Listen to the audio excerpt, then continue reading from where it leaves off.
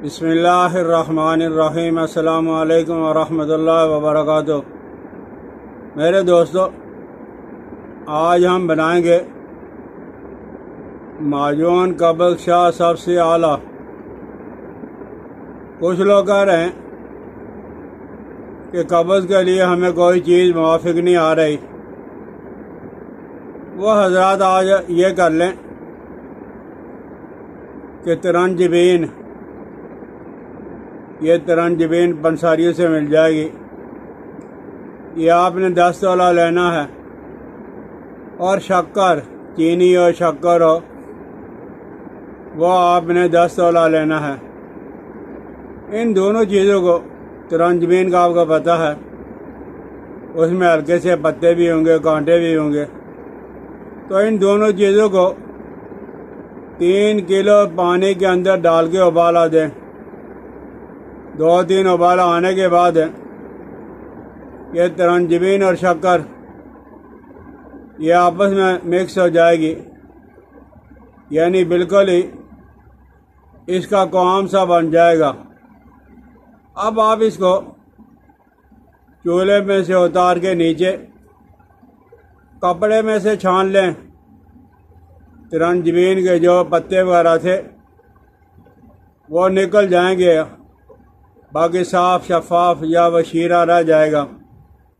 पत्तों को आपने फेंक देना है। अब इस शीरा को फिर दोबारा चूल्हे के ऊपर चढ़ाओगे। चूल्हे में चढ़ाने के बाद आपने ये चीज़ें लेनी हैं।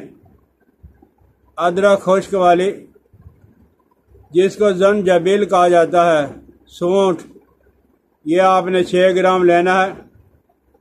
सोरिंजा 6 ग्राम आपने लेना है। मगज कद्दू आपने जो वो 1 तोला।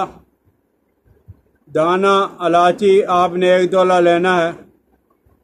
गुल सरख यानी गुलाब के फूल 1 तोला और सना मक्की आपने 1 तोला लेना है।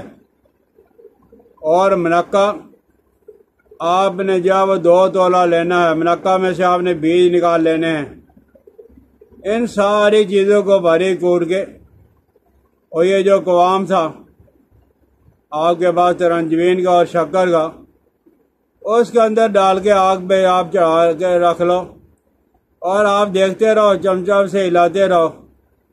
जब आप देखोगे कि ये बिल्कुल शीरा बन गया, जैसे जब शरबत बनाने के लिए हम बनाते हैं, इस तरह बन गया है, तो आप चूल्हे में से उतार लें। चूल्हे में से उतारने के बाद आप ठंडा जब हो जाएगा तो इसे संभाल के रख लें। एक बड़ा चम्मच बड़ों के लिए और छोटे बच्चों के लिए उनकी जब उम्र के मुताबिक आधा छोटा चम्मच दे दें, पूरा चम्मच दे दें।